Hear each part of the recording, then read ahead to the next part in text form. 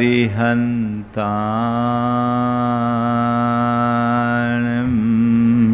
नमो अरिहन्ताणम् नमो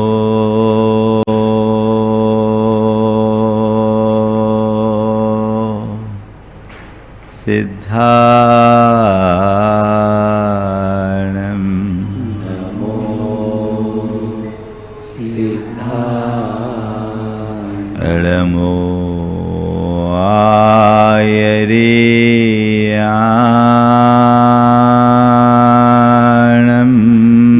नमो आयर्याणम् नमो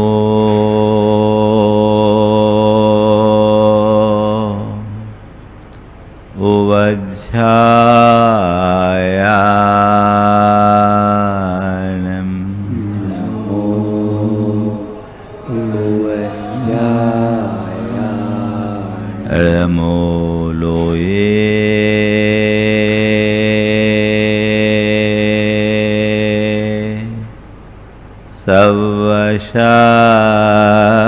सवशाहुणम् नमो लोये सर्वशाहुणम्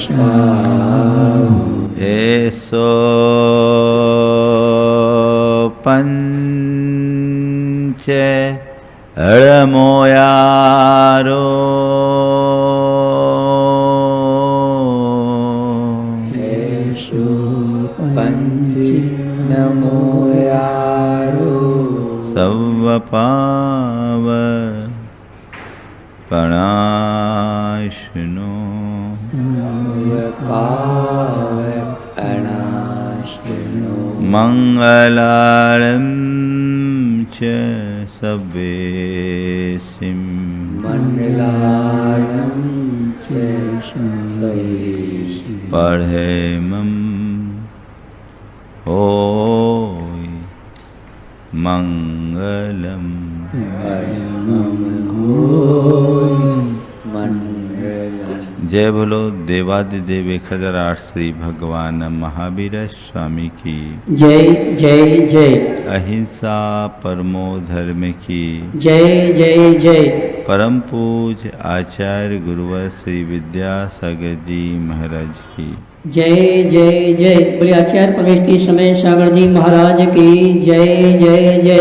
गुणायतर प्रेता मुनि श्री प्रमाण सागर जी महाराज की जय जय जय। मुनिवर्षि संधान सागर जी महाराज की जय जय जय। नमोस्तु गुरुवर नमोस्तु। आज विजयादशमी का दिन। असत्य पर सत्य की विजय का, अन्याय पर न्याय की विजय का, अधर्म पर धर्म की विजय का, पाप पर पुण्य की विजय का दिन है। और ऐसी विजयादशमी हम लोग वर्षों से मनाते आ रहे हैं, सब लोग मनाते हैं। अगर इस प्रसंग को देखें रामायण के, तो वह त्रेता युग की एक घटना थी, घट करके सिमट गई। एक आतताई रावण था, उसने श्री राम की सीता का हरण किया। रामचंद्र जी ने वानर सेना के साथ उस पर चढ़ाई की, उसे पराभूत किया, लंका पर विजय पाई और वे जीत कर विजयादशमी आज की तिथि में अपनी विजय पाई। ये घटना तो घट गई, अतीत की हो गई। आज हमें इससे क्या मिलेगा? उस रामायण से हमें क्या मिलेगा? हम लोग रोज रामायण सुनते हैं। इन नवरात्रियों के दिनों में पूरे देश में रामलीलाएं चलती हैं। ये बात अलग है कि लोग रामलीला देखते और रावण लीला करते हैं। आखिर उससे हमें क्या मिला? सबसे पहले तो मैं एक अति संक्षिप्त रामायण आपको सुनाता हूँ। अति संक्षिप्त रामायण, 4 लाइन की रामायण। एक राम थे एक रामन्ना, जे छत्री बे बामन्ना। एक राम थे एक रामन्ना, जे छत्री बे बामन्ना। इनने उनकी नार चुराई, उनने उनको मारन्ना। इनने उनकी नार चुराई, उनने उनको मारन्ना। और बात बात में हो गो बातन्ना, और तुलसी ने लिख दो पोथन्ना। कहानी तो इतने में खत्म हो गई ना। अगर रामायण को एक घटना देखे और श्री राम और रावण को एक व्यक्ति की तरह हम देखते हैं, तो कहानी का सार तो इतने में ही खत्म हो जाता है। उससे हमें क्या हासिल हुआ, हमने उससे क्या पाया, हमें ये समझना है, हमें इस पर विचार करना है, हमें इसलिए सोचना है। इसलिए मैं कहता हूं, रामायण को एक घटना की तरह मत देखो, रामायण को जीवन दर्शन के रूप में देखने की कोशिश करो। राम और रावण को 2 व्यक्तियों के रूप में मत देखो, राम और रावण को 2 वृत्ति के रूप में देखने की कोशिश करो। उस रावण का अंत हो गया, लेकिन आज भी रावण का दहन होता है। जब रावण मर गया तो रावण के दहन की जरूरत क्या है। और मैं तो ये देखता हूं कि हर साल रावण का कद बढ़ता है। पिछले साल 30 फीट का है तो इस साल 40 फीट का, अगले साल 50 फीट का हो। रावण का कद तो बढ़ रहा है ना। वर्षों से रावण को जलाने के बाद भी रावण नहीं मिट रहा है। क्यों? रावण का पुतला जल रहा है, रावणत्व तो आज भी पल रहा है। रावण के पुतले को जलाने का कोई अर्थ नहीं जब तक अंदर रावणत्व पले। संत कहते रावण का पुतला जलाकर क्या पाओगे, रावणत्व को जलाओ जो तुमने अपने भीतर पाल रखा है। दशहरा मनाना है ना, आध्यात्मिक दशहरा मनाओ, अंदर की विजयादशमी मनाओ, जीतो। आज भी रावण हमारे अंदर की शांति रूप सीता को हर लिया है, लेकिन विडंबना यह है कि हमारे भीतर का राम सो रहा है और लक्ष्मण भी निश्चेष्ट हो गया है। ऐसी दशा में उस रावण का अंत कैसे होगा? और जब तक रावण का अंत नहीं होगा, सीता सुरक्षित लौटेगी कैसे? हमने सुना है रावण के 10 मुख थे, इसलिए उसे दशानन कहा जाता था। 10 मुख वाला व्यक्ति कैसा होगा मुझे नहीं मालूम, लेकिन इसका अगर दूसरा अर्थ ले तो रावण के 10 रूप थे, और ये 10 रूप जो है प्रतीकात्मक है। यानी रावण अनेक रूपों में आए। उस जैसे 10 है ऐसा कहते हैं ना, वो अनेक रूप में अर्थ को प्रकट करने की एक अभिव्यक्ति भी हो सकती है। जैन परंपरा के अनुसार रावण एक मुख वाला ही था, दशानन उसका नाम था। और दशानन नाम रखने के पीछे एक घटना आती है जैन पद्म पुराण में कि रावण के जन्म के उपरांत उनके पिता रत्नश्रवा ने उनके गले में एक 9 मणियों वाला रत्न का हार रखा। उन 9 मणियों में रावण का मुख प्रतिबिंबित हुआ। तो प्रतिबिंबित 9 और एक मूल, ये 10 मुख प्रतिबिंब दिखने के कारण एक साथ 10 मुख दिखा, इसलिए रावण का नाम दशानन रख दिया गया। आज हम उसे मानते कि रावण के 10 मुख थे। मैं बोलता हूं आज के रावण के 10 मुख नहीं, अब तो 100 मुख हो गए। जिधर देखो उधर रावण है।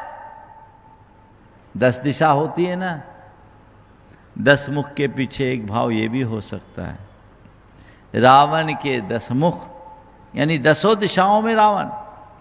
हमारे भीतर का ज्ञान, हमारे भीतर का अहंकार, हमारे भीतर का मोह, हमारे भीतर की विलासता, हमारे अंदर की वासना, हमारे भीतर का स्वार्थ, हमारे भीतर का छल, हमारे भीतर का दर्प, हमारे भीतर का दंभ, हमारे अंदर का काम, हमारे अंदर का क्रोध, हमारे अंदर का लोभ, हमारे अंदर का मद, हमारे अंदर का मान, ये सब रावण है। इसने हमारे अंदर की सीता को हरा है। ये सीता है हमारे अंदर की शांति। बोलो, आज शांति सुरक्षित है तुम्हारे पास? इसको कौन हर रहा है? इसे कौन हर रहा है? ये आज का रावण, और आज के शब्दों में कहूं तो आधुनिकता का रावण सबसे खतरनाक है, जिसने हमारी सोच को विकृत बना दिया, हमारे चिंतन को बिगाड़ दिया है, हमारी चेतना को कुंठित किया है। वो हमारे अंदर ये सब चीजें डेवलप कर रहा है, और इनको डेवलप करने से हमारे अंदर की शांति खंडित हो रही। संत कहते हैं रावण का आतंक बढ़ रहा है, इससे कोई खास खतरा नहीं।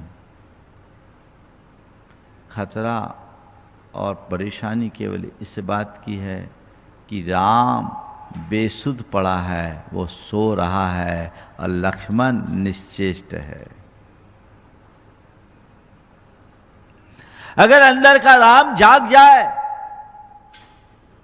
100 नहीं 1000 मुख वाला रावण आए, 10 मुख, 100 मुख, 1000 मुख, लाख मुख वाला भी रावण आ जाए, अंदर राम जग जाए, तो रावण की कोई ताकत नहीं कि वो हमारी सीता को हर सके और स्थायी रूप से हमसे दूर कर सके।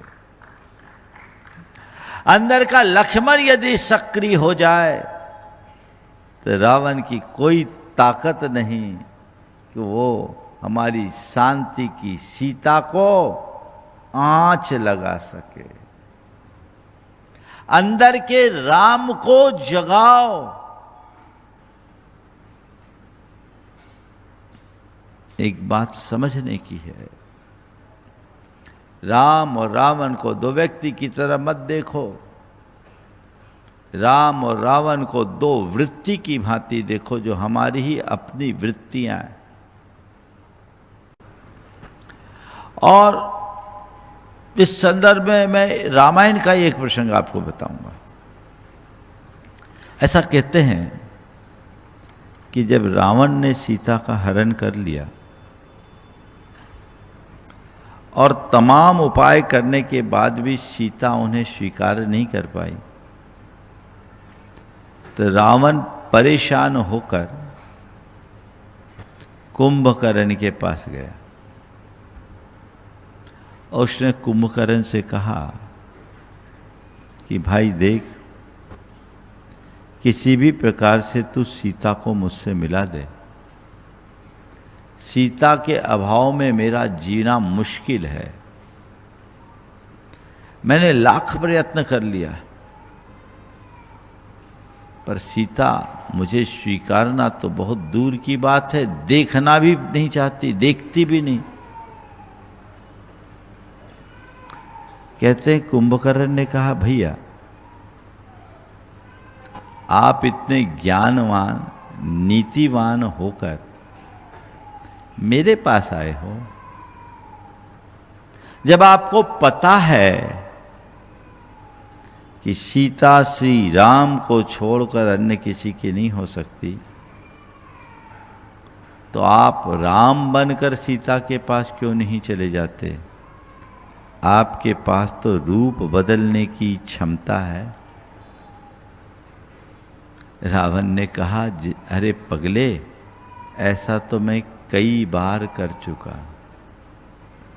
अरे पगले, ऐसा तो मैं कई बार कर चुका, पर क्या बताऊं, जब जब मैं राम का रूप धरता हूं मेरे अंदर वैसे भाव ही नहीं आते। कहने का तात्पर्य ये है कि रावण जैसे आतताई के हृदय में भी यदि राम भाव जग जाए तो उसके जीवन में धर्म बोलेगा, मर्यादा बोलेगी, नीति बोलेगी, न्याय बोलेगा।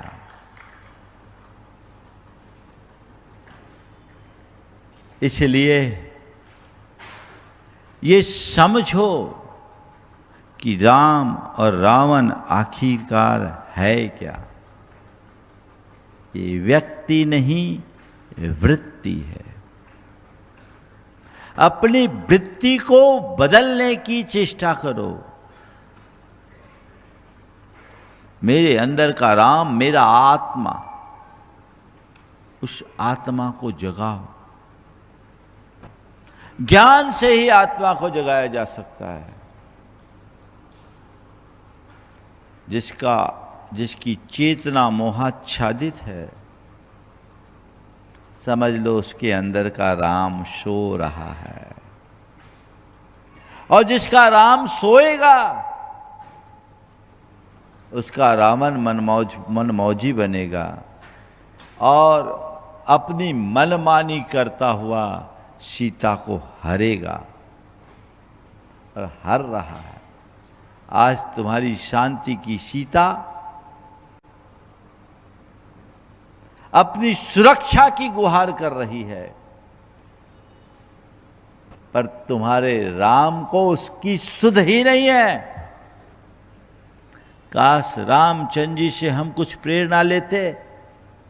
रामचंद्र जी किसी वजह से सीता खोई, तो उसके बाद जब तक सीता को लौटाए नहीं, चैन से नहीं बैठे।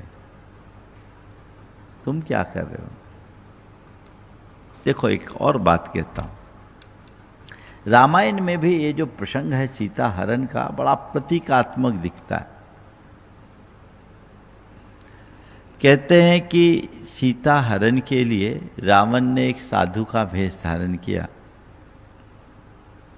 ठीक है, सीता हरण किया। उस पूरे प्रकरण में देखो, रावण ने मारीची को एक स्वर्ण मृग का रूप धरने के लिए कहा,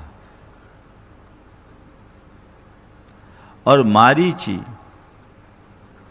स्वर्ण मृग का रूप धारण किया। रामचंद्र जी, सीता ने उसे देखा। उन्होंने श्री राम को प्रेरित किया कि आप इस मृग को किसी तरह पकड़ लाओ, हम जब अयोध्या चलेंगे तो भरत को भेंट करेंगे। ये बहुत सुंदर सुनहरा मृग है। रामचंद्र जी जानते थे कि मृग सुनहरा नहीं होता, लेकिन फिर भी सीता की बातों में आकर वे कहे, ठीक है, मैं अभी पकड़ के लाता हूं। लक्ष्मण कह रहा, भैया आप मत जाओ, मुझे संशय दिखता है। ये मृग न होकर मुझे कोई मायावी राक्षस प्रतीत होता है। पर रामचंद्र जी ने कहा, कोई भी हो, मैं अभी लौट के आता हूं। अब मैं अभी लौट कर आता हूं, तो सीता का ख्याल रखना। मुझे कोई तकलीफ होगी तो मैं तुझे आवाज लगाऊंगा। लक्ष्मण को सीता की सुरक्षा के लिए नियुक्त करके रामचंद्र जी मृग की ओर चले गए। आप सबको कहानी पता है, आप लोगों ने पढ़ा और देखा भी है। वो मारीच फुदक फुदक करके दूर चला गया, रामचंद्र जी को काफी दूर ले गया और आवाज आ गई, हे लक्ष्मण हे सीते, हा लक्ष्मण हा सीते। ये शब्द लक्ष्मण के कानों में आए, सीता के कानों में आए। प्रकरण को देखो आप, लक्ष्मण सुन रहा है, सीता भी सुन रही है। सीता कह रही देखो स्वामी पर कोई संकट आ गया है, आप जाओ उनकी रक्षा करो। लक्ष्मण कह रहे नहीं, भैया ने मुझे आपकी सुरक्षा में नियुक्त किया है, मैं यहां से हिलूंगा नहीं। सीता बावली हो गई, आप जाओ,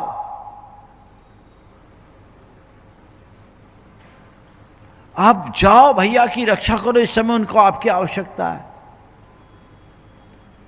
कहते लक्ष्मण जी ने इसके बावजूद मना किया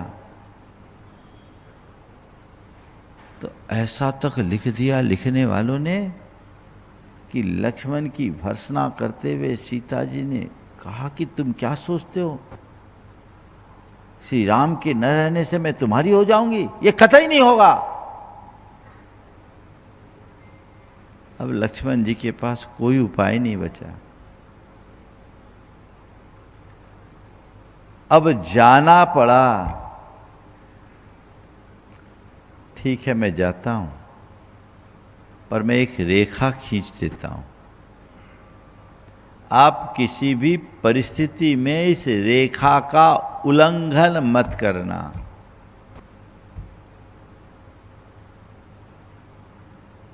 मैं लौट के आता हूं। लक्ष्मण जी गए, उधर राम सलामत थे, कोई जरूरत नहीं थी, और इधर रावण ने अपना काम कर लिया। सीता ने लक्ष्मण रेखा को लांघ दिया। कहानी आप लोग पूरी तरह से जानते हो, सब परिचित। इस कहानी में कोई नई बात नहीं, पर जो नई बात है वो मुझे दिख रही है और वो मैं आपको बताना चाह रहा हूं। सब जानते हैं मृग सोने का नहीं होता, फिर भी रामचंद्र सीता उसकी तरफ आकर्षित हुई। रामचंद्र जी से अनुरोध किया, रामचंद्र जी उस मृग के पीछे भागे। लक्ष्मण के मना करने के बाद भी उन्हें जाने को बाध्य होना पड़ा। लक्ष्मण रेखा का उल्लंघन हो गया और सीता का हरण हो गया। मुझे दिखता है कि इसमें कोई प्रतीकात्मक रूपक छिपा हुआ है। ये स्वर्ण मृग क्या है? स्वर्ण है धन संपदा और भोग विलास। मृग चंचलता का द्योतक है जो क्षण भंगुर है। धन वैभव और भोग विलास के प्रति जब हमारे अंदर की सात्विक अनुभूति रूप सीता प्रभावित हो जाती है, यानी हमारी अनुभूतियां समता में न रहकर जब भोगों से जुड़ जाती है, तो वह हमारी आत्मा को उसके पीछे दौड़ाना शुरू कर देती है। सीता की प्रेरणा से आत्मा रूप राम उस छलिया मृग के पीछे, उस भ्रामक मृग के पीछे भागने लगा। तब लक्ष्मण ने कहा, भैया आप मत जाओ, मुझे ये कोई मायावी राक्षस दिखता है, ये हमारे भीतर का विवेक।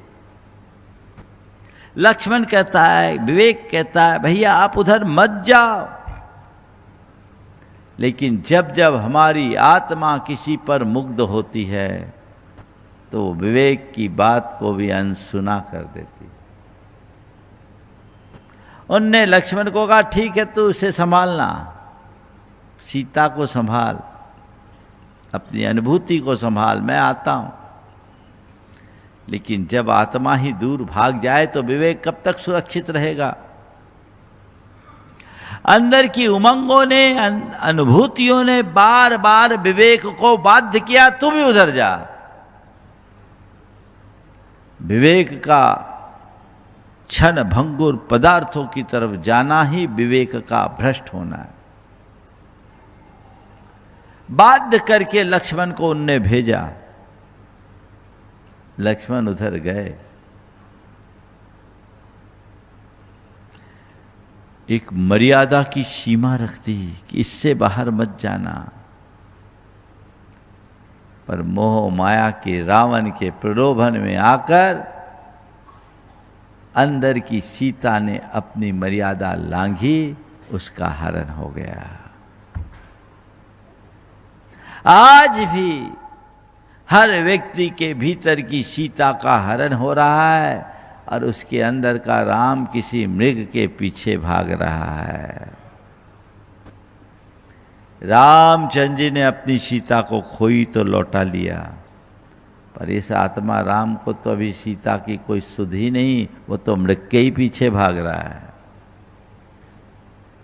कब लौटेगा? जब राम जागेगा तभी ये काम होगा। तो अपने अंदर के आत्मा राम को जगाइए, आध्यात्मिक चेतना को विकसित कीजिए।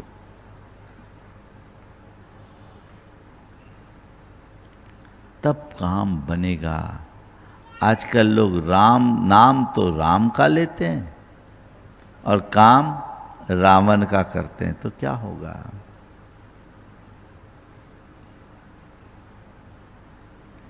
एक बच्चे से पूछा तुम राम बनोगे कि रावण? बोला रावण। तुम राम बनना पसंद करोगे कि रावण? बोला रावण। बोले क्यों? बोले एक साथ 10 आइसक्रीम खाने का मौका मिलेगा। उनको क्या बोलेंगे? इसको क्या बोलेंगे? अपने अंदर की चेतना को जगाए बिना जीवन का कल्याण नहीं होगा। रामचंद्र जी स्वयं कहते, देख बाहर के रावण का अंत तो मैंने कर दिया, वो मेरे बस का था, पर तेरे भीतर के रावण का अंत तो तुझे खुद राम बनकर करना होगा, कोई दूसरा नहीं कर सकता। तू अपने भीतर के राम भाव को जगाने का उद्यम कर, तभी तेरे अंदर के रावण का अंत हो पाएगा।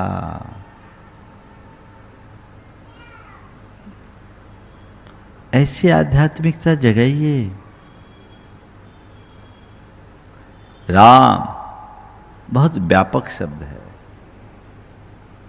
हमारे शास्त्रकारों ने राम शब्द की व्युत्पत्ति करते हुए कहा, रमन्ते योगिनः यस्मिन् स राम। राम व्यक्ति नहीं, हमारे भीतर का तत्व है, जिसमें योगी गण रम जाए वो राम। वह है हमारी चेतना, वह है हमारी आत्मा। उस आत्म चेतना को जगाने से ही जीवन में परिवर्तन होगा। उसे जगाएं, जीवन में बदलाव लाएं, जीवन का उत्कर्ष करें, जो हमारे जीवन को बेहतरी प्रदान कर सके, ऐसा प्रयत्न। तो क्या करे? रावण का अंत करना है। राम जागे, लक्ष्मण साथ में रहे, विवेक रूप, विवेक को अपना प्रहरी बनाए, उसे कभी छोड़े नहीं। और फिर पुरुषार्थ करे। बानर सेना साथ में रही, हनुमान उसमें रहे। ये पुरुषार्थ का हनुमान है, उसको जगाएं और उसे जगा करके इस रावण के ऊपर जब हम हमला करेंगे तभी कुछ हो पाएगा। आज के संदर्भ में मैं आप सबसे इतना ही कहना चाहूंगा, अपने भीतर एक आध्यात्मिक प्रकाश उद्घाटित करे जो हमारी चेतना को रूपांतरित और परिष्कृत कर सके, जिसके बल पर जीवन में व्यापक बदलाव घटित हो सके। वो सत्प्रयत्न सबको करने का प्रयास करना चाहिए। आध्यात्मिकता को अपने जीवन का आदर्श बनाइए। कैसे हम अपने इस आत्मा का उत्कर्ष कर सके? मैंने अभी कहा कि रावण दो वृत्ति, प्रकृति में कभी कृष्ण पक्ष होता है, कभी शुक्ल पक्ष। अभी शुक्ल पक्ष चल रहा है। चंद्रमा की कलाएं दिनों दिन बढ़ती है और पूर्णमासी के दिन 16 कलाओं से परिपूर्ण हो जाता है। इससे उलट कृष्ण पक्ष में चंद्र कलाएं एक एक करके घटती है और अमावस के दिन काली रात में परिवर्तित हो जाती है। ये व्यवस्था प्रकृति में ही नहीं, हमारे चेतना में भी।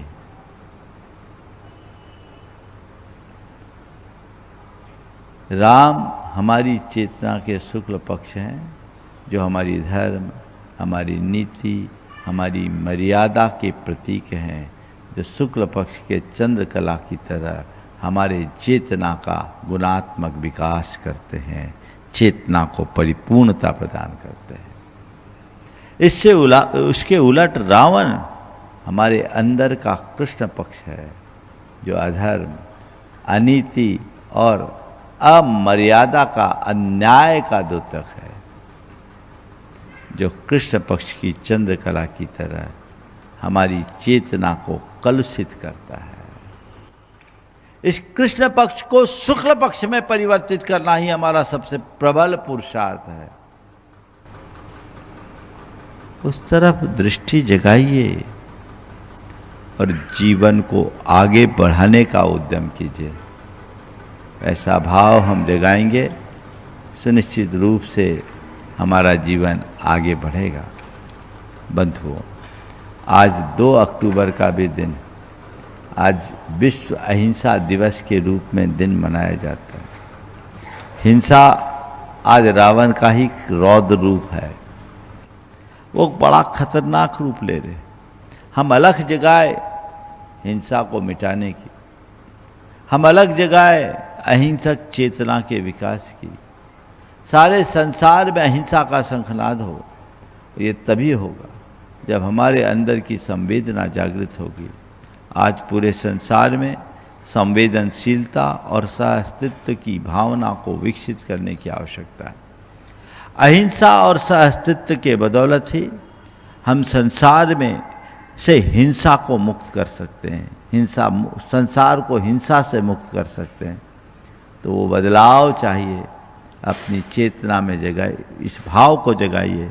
हिंसा को रावण का ही एक रूप मानिए और राम बनकर अहिंसा के अस्त्र से हिंसा रूप रावण का अंत करने के लिए संकल्पित हो जाइए।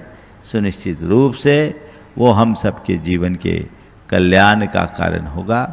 आज के इस दौर में सबसे बड़ी विडंबना यही है कि हम धार्मिकता को तो अपना रहे हैं, लेकिन आध्यात्मिकता से विमुख हो रहे हैं। हम उल्टा ही रास्ता अपना रहे हैं। पूजा राम की कर रहे हैं, काम रावण का कर रहे हैं, तो कैसे होगा? मैथिली शरण गुप्त की ये पंक्तियाँ मुझे बड़ी सार्थक दिखती है। जब देखिए विपरीत पथ ही हाय हमने ले लिया, जब देखिए विपरीत पथ ही हाय हमने ले लिया, श्री राम के होते हुए आदर्श रावण को किया। जब देखिए विपरीत पथ ही हाय हमने ले लिया, श्री राम के होते हुए आदर्श रावण को किया।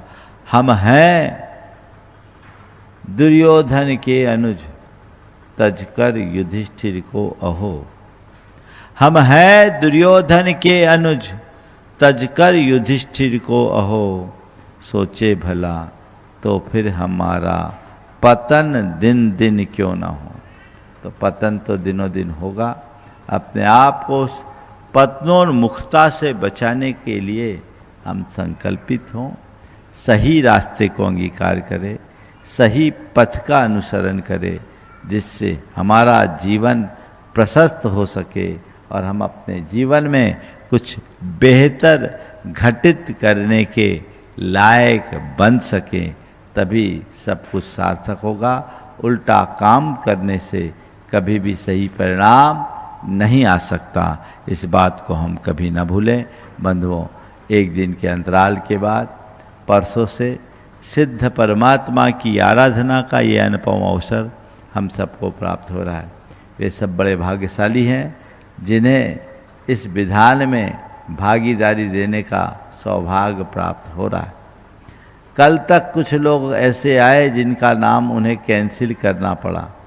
कुछ आए, कुछ गए, आना जाना तो लगा हुआ है, लेकिन ये मान करके चलिए लगभग नाम तो पूरे हो गए जो इस बार का टारगेट है।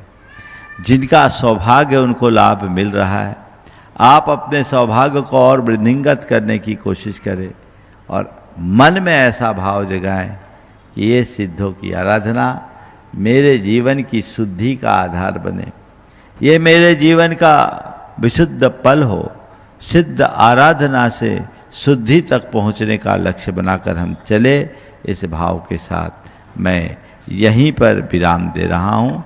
बोलिए अहिंसा परमो धर्म की जय। बोलो देवादिदेव खजराट श्री भगवान महावीर स्वामी की जय जय जय। अहिंसा परमो धर्म की जय जय जय। परम पूज आचार्य गुरुवर श्री विद्यासागर जी महाराज की जय जय जय। आचार्य परमेष्ठी समय सागर जी महाराज की जय जय जय। गुणायतन प्रेता मुनि श्री प्रमाण सागर जी महाराज की, मुनिवर श्री संधान सागर जी महाराज की।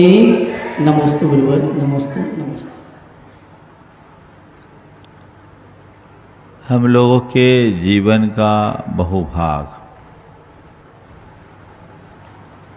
उन कार्यों, क्रियाओं या प्रवृत्तियों में व्यतीत होता है जिसका हमसे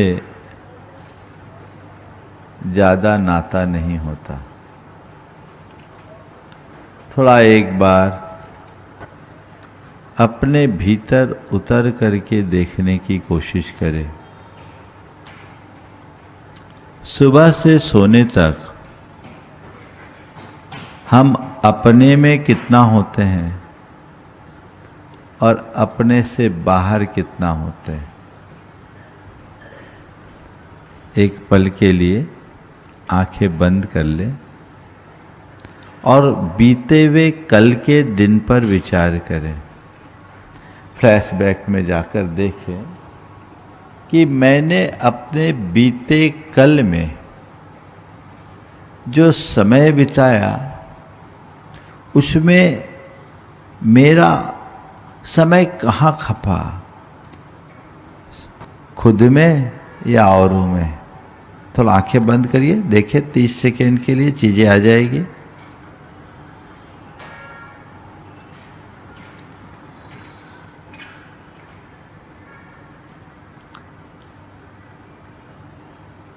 क्या आ रहा है?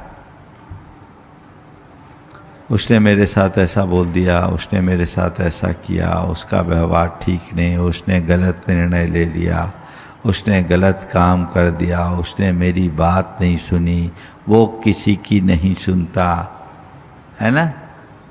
कुछ ऐसा ही हो रहा है ना? क्या आया? खुद से कितना कनेक्ट रहे और सोशल मीडिया में कितना समय गया। ज़्यादातर तो हमारा समय पर में गया। गया कि नहीं गया? बोलो। गया नहीं, पर में ही जाता है। हम 24 घंटा पर में ही रहते हैं। हमारा दूसरों से इतना ज़्यादा कनेक्शन हो गया है कि खुद से कनेक्ट हो ही नहीं पाते हैं। फिर औरों से कनेक्ट होकर के हम कंफ्यूज भी बहुत हैं। क्या करे क्या ना करे कुछ समझ में नहीं आता है। आज 4 बातें आप सबके चिंतन के लिए देना चाहूंगा। 4 से बचिए। पर चिंता, पर निंदा, पर नारी और पर धन। पर धन क्या बोला? पर चिंता, पर निंदा, पर नारी और पर धन। इनसे बचो।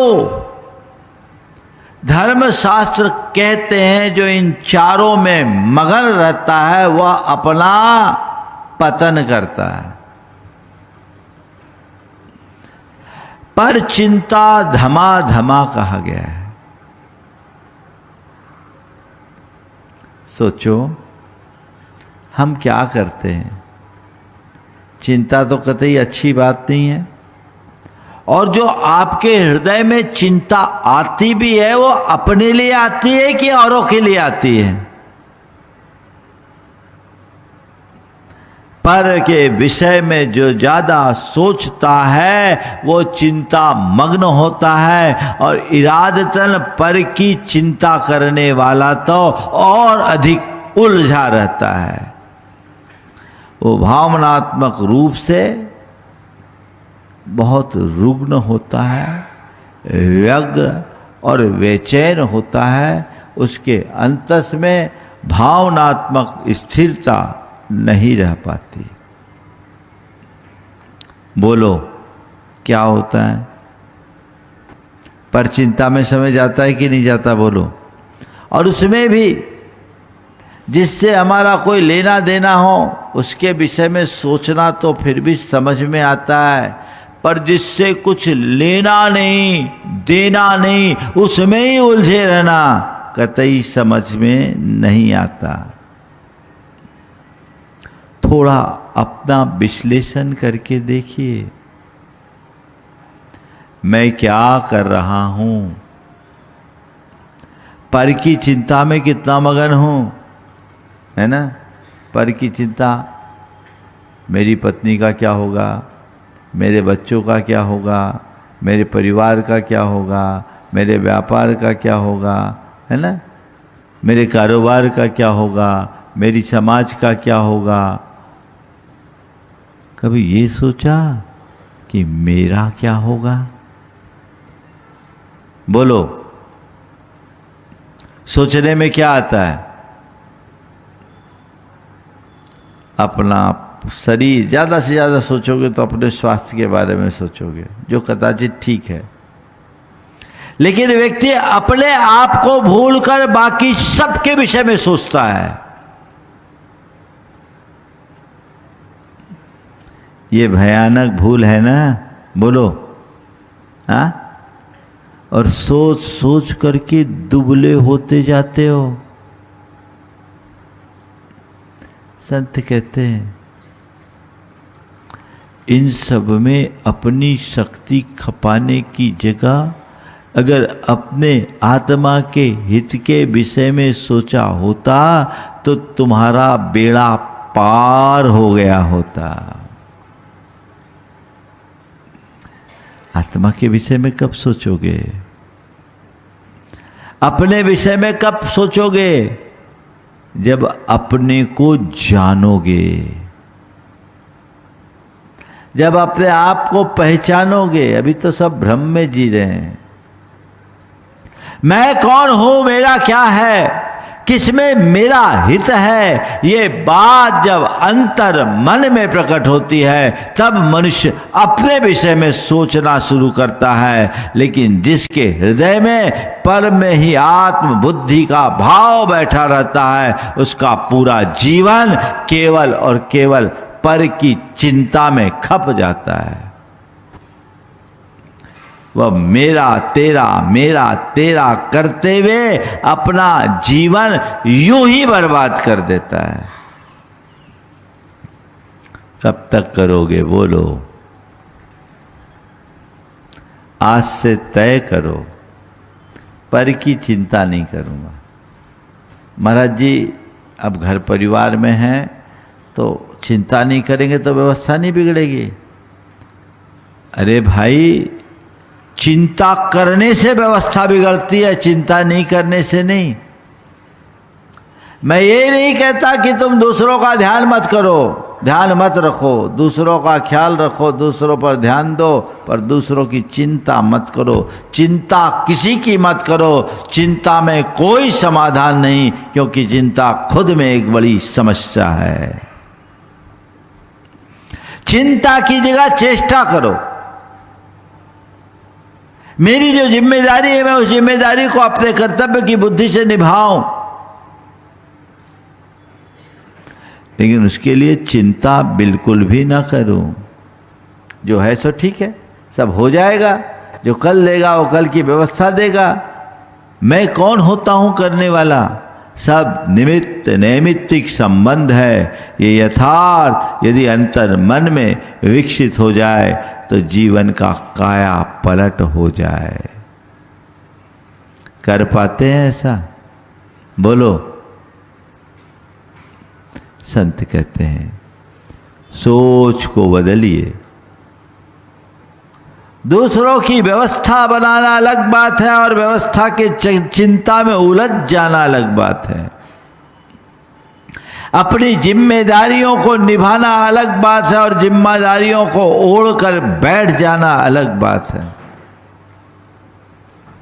पर के हित की कामना करना अलग बात है और पर के हित की चिंता में उलझ जाना अलग बात है।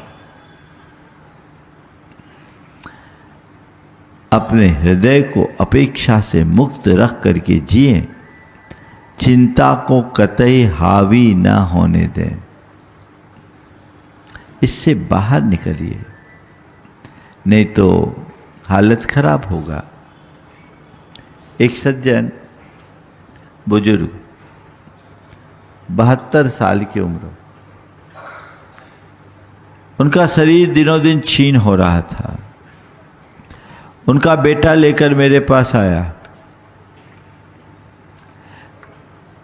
बोला महाराज जी इनको संबोधिए, ये बड़ी चिंता करते हैं। हमने उनकी तरफ देखा, हमने कहा दादा क्या बात है? बोले महाराज मेरे को बड़ी चिंता होती कि मेरे बाद इन लोगों का क्या होगा, मेरे बाद इन लोगों का क्या होगा, मुझे इस बात की चिंता है। मैंने कहा दादा तुम इस बात की चिंता कर रहे हो कि मेरे बाद इन लोगों का क्या होगा, खुद की चिंता क्यों नहीं करते कि मेरा इस दुनिया से जाने के बाद क्या होगा? अपनी चिंता करो, इनकी चिंता मत करो। इनको तो आपने इस लायक बना दिया है कि सब कुछ कर लेंगे, हम आप नहीं रहेंगे तो भी जीवन होगा, मेरा क्या होगा इसकी चिंता करो। और बेटे ने कहा महाराज जी आप तो इनसे यही बोलिए अपनी चिंता करें, हम लोगों के लिए निश्चिंत रहे, हमने सब काम धाम व्यापार सब अच्छा संभाल लिया है, व्यवस्थित चल रहा है, ये बिना वजह चिंता करते हैं। ये मोह है, ये कर्तृत्व जन अहंकार है जो व्यक्ति को इसी तरह उलझाता है। इनका क्या होगा इसकी तुम्हें चिंता है, मेरा क्या होगा इसके ऊपर विचार क्यों नहीं? मेरा क्या होगा इसका विचार करो और जीवन को आगे बढ़ाने का प्रयत्न करो। हमारे यहां कहा गया अपनी स्त्री के अतिरिक्त, अपनी पत्नी के अतिरिक्त हर पुरुष के लिए संसार की हर स्त्री माँ, बहन या बेटी के समान है। मनुष्य को चाहिए कि एक स्त्री में यदि स्त्री का रूप देखना है तो केवल अपनी पत्नी में देखे, और किसी पुरुष में पुरुष का रूप देखना है तो केवल अपने पति में देखे। पति पत्नी के अतिरिक्त जितने भी स्त्री पुरुष है वो हमारे लिए स्त्री पुरुष नहीं है, हमारे लिए माँ है, हमारे लिए बहन है, हमारे लिए बेटी है, हमारे लिए पिता है, हमारे लिए भाई है, हमारे लिए पुत्र है। इस पवित्र दृष्टि का नाम ही वास्तविक धर्माचरण है।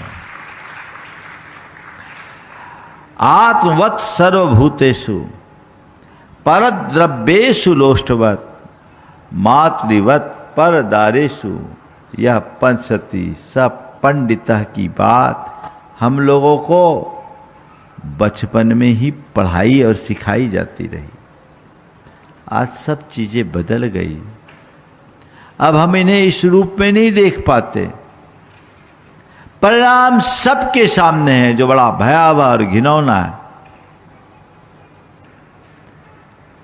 आज अब मनुष्य की लंपटता बहुत तेजी से बढ़ रही है। वो पुरुषों में भी है और स्त्रियों में भी है। दोनों ओर जो भटकाव है उसने व्यभिचार की प्रवृत्तियों को और बढ़ावा दिया है। उन्मुक्त यौनाचार की खुली वकालत ने तो हमारी सारी मर्यादाओं को तार तार कर दिया है। व्यक्ति ये समझने की कभी कोशिश नहीं करता कि आखिरकार ये हमारी चेतना का कितना पतन करता है।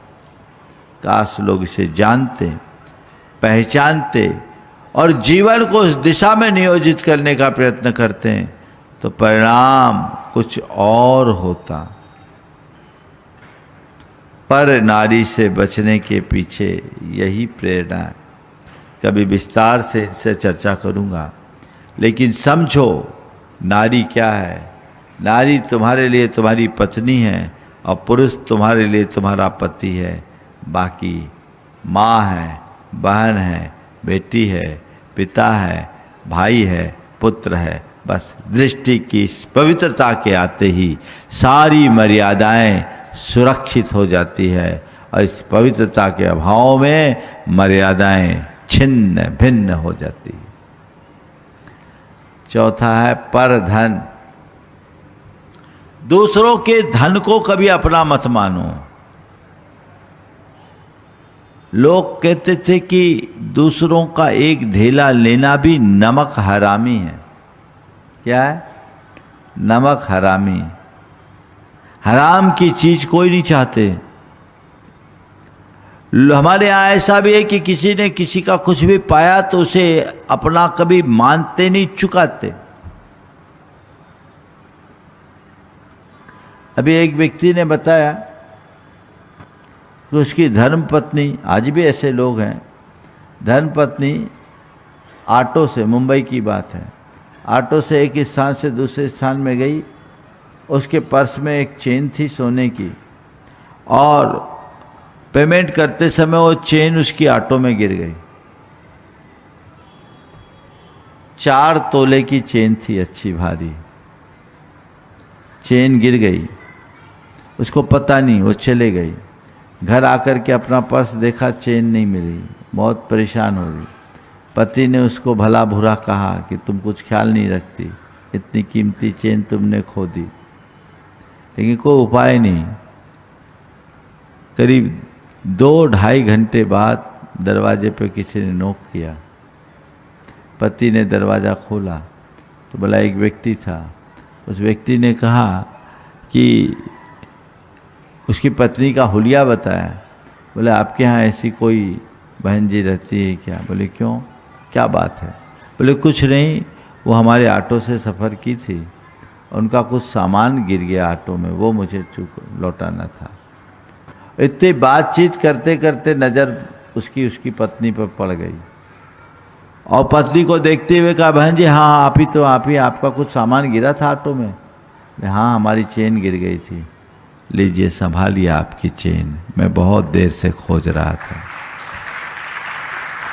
उसके बाद जो उसने बात कही वो ध्यान देने योग्य है। पति ने पूछा भाई तुम यहाँ आए कैसे? बोले मैंने आपको जहाँ छोड़ा था वहाँ देखा, वहाँ पता नहीं लगा। पूछने पर मालूम पड़ा कि वो अमुक अपार्टमेंट में रहती है। मैं खोजता हुआ अपार्टमेंट में आया, नाम पता नहीं था, तो मैंने कहा अपार्टमेंट में मैं एक दूसरे के घरों में पूछता रहा, करीब 12-14 घर खोजते खोजते आपके यहाँ आया हूँ, आप मिल गई, मुझे बहुत खुशी है। आप लो, आज का मेरा पूरा दिन बीत गया, आज मैंने कोई काम नहीं किया, पर मैं इस बात के लिए खुश हूँ कि मुझ पर आज कलंक लगने से मैं बच गया। ये पर धन है, ये मेरा नहीं है, आप लीजिए। दोनों देखकर भौचक्क रह गए। उसको इनाम स्वरूप कुछ रुपया देना चाहा, बोला माफ़ करना, मैं मेहनत की कमाई खाता हूँ, ये मेरा कर्तव्य था, आपने मेरी ऑटो से यात्रा की, आपकी संपत्ति की सुरक्षा करना मेरी जिम्मेदारी, जान माल बचाना आप मेरी जिम्मेदारी थी, मैंने आपसे अपना पेमेंट ले लिया, एक पैसा भी अब मेरे लिए हराम है, मैं इसे स्वीकार नहीं कर सकता। मैं मेहनत की कमाई लेता हूँ, हराम की कमाई नहीं। बोले महाराज जी हम लोग देखते रह गए, एक साधारण से ऑटो ड्राइवर के हृदय में ऐसी उत्कृष्ट भावना। आजकल तो लोग 2-2 रुपयों के पीछे अपना ईमान बेच देते हैं। इतनी कीमती चेन, फिर भी उसने उसके तरफ ध्यान नहीं दिया। बोला महाराज मन मुग्ध हो गया, उसके प्रति हृदय श्रद्धा से अभिभूत हो गया। बंधुओं, ऐसा केवल उनके जीवन में घटता है जो जीवन और जीवन के मूल्य को पहचानते हैं। आप अपने आप से पूछो, ऐसा कोई मौका होता तो क्या होता? ऐसा होता तो क्या होता? लोग तो सीधे डकारने की कोशिश करते हैं। ये चीजें कतई उचित नहीं हैं, इसलिए पर धन को मत अपनाओ। और आजकल तो पर धन की बड़ी एक टेंडेंसी है। मैं तो एक दिन सोच रहा हूँ पूरा प्रवचन ही इस विषय पे करूँ। आजकल तो लोग पर धन पे ही काम कर रहे, दूसरों से पैसा लो और डकार जाओ, है ना, पैसा लो और खा जाओ। राम नाम जपना, पराया माल अपना, ये प्रवृत्ति आज आम होते जा रही है। बहुत सारे लोग हैं सब कर्जा लेके घी पी रहे हैं, और आजकल जितने कंसल्टेंट हैं वे सब इस तरह के प्रोजेक्ट रिपोर्ट बना कर देते हैं कि लोग ओवर एस्टिमेट काम करते हैं। संत कहते हैं ये प्रवृत्तियाँ कतई उचित नहीं हैं, इनसे अपने आप को मुक्त रखने की आवश्यकता और अपेक्षा है। यदि अपने जीवन को सुख शांति और आनंद से व्यतीत करना चाहते हैं तो आज जिन 4 बातों की चर्चा मैंने की, पर चिंता, पर निंदा, पर नारी और पर धन, चारों से अपने आप को दूर रखो जो हमारे जीवन को बेहतर बना सके। समय आप सबका होने को है। आगामी 4 तारीख से सिद्ध चक्र महामंडल विधान का भव्य आयोजन यहाँ पर संपन्न होने जा रहा है। समय हो गया है, यहीं पर विराम।